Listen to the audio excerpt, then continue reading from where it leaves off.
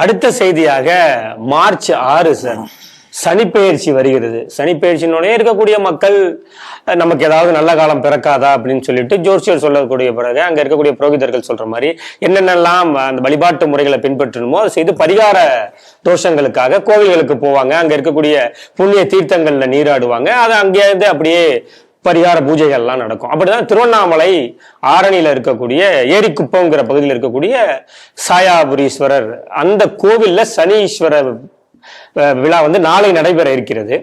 இப்போ அங்க இருக்கக்கூடியவங்க என்ன செய்தி வந்திருக்கு அப்படின்னா, அந்த கோவில் எய்தாப்புல இருக்கக்கூடிய தீர்த்தம் எந்த புனரமைப்பும் இல்லாமல் கேட்டை மூடி வச்சிருக்காங்க. பக்தர்கள் வரக்கூடியவர்களுக்கு ஒரு டெம்பரவரி டாய்லெட் வசதி கூட கிடையாது. எப்படி நாளைக்கு பொதுமக்கள் வரப்போறாங்க அப்படிங்கிறதே தெரியல அப்படின்னு அங்க இருக்கக்கூடிய பக்தர்கள்லாம் கடும் கோபத்துல இருக்காங்க. அவசர கதியில அரசு இதற்கு ஏதாவது ஒரு உடனடி நடவடிக்கை எடுக்கணும் அப்படிங்கிற கோரிக்கையும் வச்சிருக்காங்க. நீங்க எப்படி பாக்குறீங்க இந்த செய்தியை?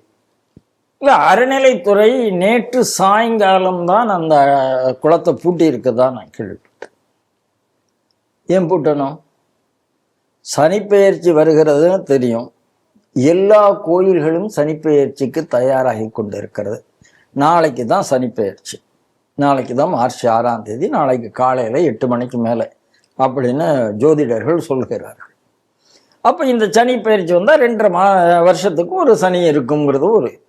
அப்போ இந்த சனியினால் பாதிக்கப்படும் ராசிகள் எது, சனியினால் உயர்வுக்குரிய ராசிகள் எது, பாதிக்கப்படக்கூடிய ராசிகளை சேர்ந்தவர்கள் என்னென்ன பரிகாரம் பண்ணணும், எந்தெந்த கோயிலுக்கு போனோம் அப்படிலாம் சொல்லுவாங்க. அதில் தமிழ்நாட்டில் எத்தனை சனி பகவானுக்கான கோயில்கள் தமிழ்நாட்டில் எத்தனை இருக்கு, அங்கங்கே போங்கன்னு எல்லா ஒரு லிஸ்ட் சொல்லுவார்கள். மக்களும் போவாங்க, பண்ணுவாங்க. இது ஆன்மீக நம்பிக்கை. இந்த நம்பிக்கையை நாம் மதித்தே ஆக வேண்டும். அதில் மாற்று கருத்து கிடையாது.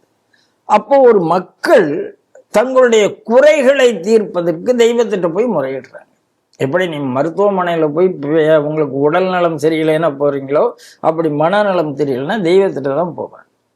அந்த தெய்வத்திட்ட போகும்போது அவங்களுக்கான ஏற்பாடு செய்து கொடுக்க வேண்டியது அரசாங்கத்தினுடைய கடமை. ஆனால் நான் மீண்டும் மீண்டும் சொல்றேன், இங்கே அறநிலைத்துறை என்பதே உருப்படாத துறையாக, அறமற்ற துறையாகத்தான் இருக்கிறது. அதுக்கு ஒரு அமைச்சர் இருக்காரு. அந்த அமைச்சருக்கு என்ன வேலை இருக்குன்னு எனக்கு தெரியல. ஆனால் நிறைய கதை விடுறாரு. இவ்வளவு கும்பாபிஷேகம் பண்ணிட்டோம், அவ்வளவு ஏக்கர் நிலத்தை நீட்டுட்டோம் அப்படிலாம் சொல்றாரு. ஆனால் ஒரு கும்பாபிஷேகமாவது அரசு காசுல நடந்திருக்குமா, அறநிலைத்துறை காசுல நடந்திருக்குமா? நடந்திருக்காது. எல்லாம் ஸ்பான்சரு. மீட்கப்பட்ட நிலம் எவ்வளவு, நீங்க இவ்வளவு சொல்றீங்களே, யாருன்னு சொன்னா அவன்டா இவன்டா ஒரு மீன் பிஜேபிக்காரன் பேரை சொல்லுவாங்க, 2 அதிமுக காரஞ்ச பேரை சொல்லுவாங்க, பாக்கி எல்லாம் யார்கிட்டன்னு சொல்லவே மாட்டாங்க. இது ஒரு அரசியல். சனிப்பெயர்ச்சிக்கு மக்கள் கூட்டம் கூட்டமாக போகும்போது ஏற்பாடு பண்ணணுமா இல்லையா? எனக்கு என்னன்னா, ஏரிக்குப்பத்தில் அதை பண்ணவில்லை என்பது, திருவண்ணாமலை பக்கத்தில் பண்ணவில்லை என்பது ஒரு பெரிய குற்றமாக நான் பார்க்கிறேன். ஆனால் இதுக்கு பின்னால யாராவது ஒரு ஆள் அந்த சனி பகவான் கோயிலை விட்டுருங்கப்பா, அங்கே நடக்கக்கூடாது, அங்கே சனிப்பெயர்ச்சியில் எல்லாரும் போய் குளிச்சாங்கன்னா அரசாங்கம் கவுந்துருன்னு யாராவது சொல்லியிருக்காங்களான்னு எனக்கு தெரியல. இந்த முதல் குடும்பம் ஜோசியத்தை நம்புற குடும்பம். அதாவது ஸ்டாலின் எதனாலும் பேசலாம், உதயநிதி எதனாலும் பேசலாம். அதனால இவங்க தெய்வத்தை கூட கட்டுப்படுத்த நினைக்கக்கூடிய ஒரு குடும்பமாக இருக்கு.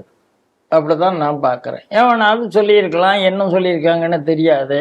இல்லை அங்கே இருக்க சனீஸ்வரன் கோயிலை மட்டும் திறந்து விட்டுறாதீங்கப்பா, அதை திறந்து விட்டா அவங்க ஆட்சி அம்பேல்னு எவனாவது சொல்லியிருக்கானா எனக்கு தெரியாது. ஆனால்